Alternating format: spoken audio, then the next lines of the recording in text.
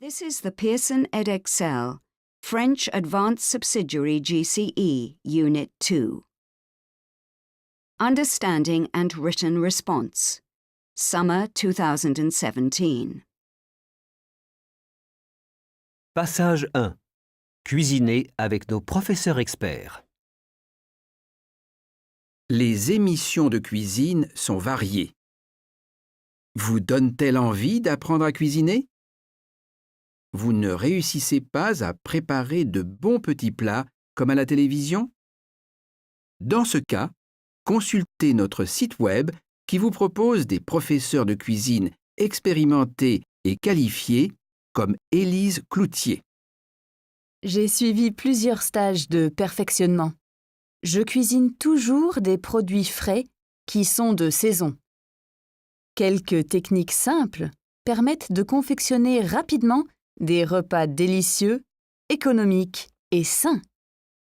Il n'est jamais trop tard pour apprendre à faire la cuisine.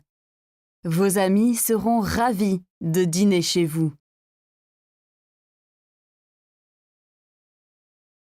Dans le cadre de la Semaine européenne de la mobilité, les députés ont testé les aménagements cyclables de la commune de Cervon-sur-Vilaine. Cette semaine a pour objectif d'encourager les changements de comportement afin de réduire le nombre d'accidents sur les routes ainsi que les émissions de gaz à effet de serre. C'est l'occasion de découvrir et de tester de nouveaux moyens de transport. Le plan vélo entre dans cette initiative. Il prévoit 130 km de routes dédiées aux cyclistes. Les députés ont parcouru les pistes cyclables pour vérifier leur état et considérer les futurs aménagements à apporter.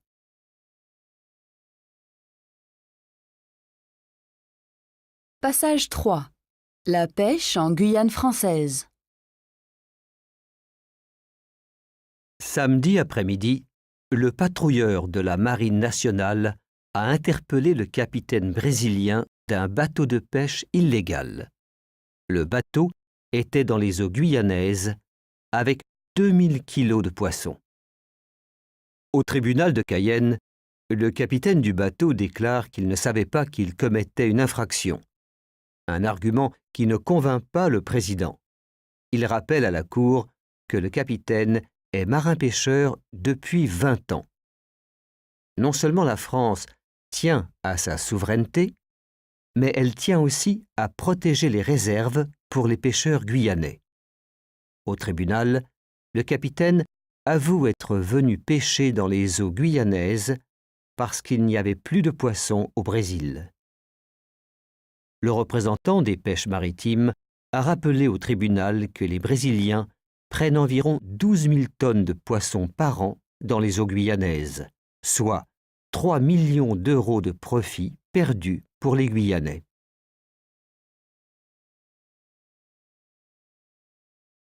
Passage 4.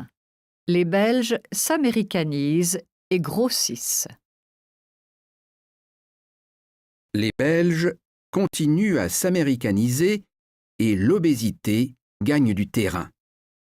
La cuisine faite maison recule pour faire place aux plats cuisinés, souvent bien trop caloriques.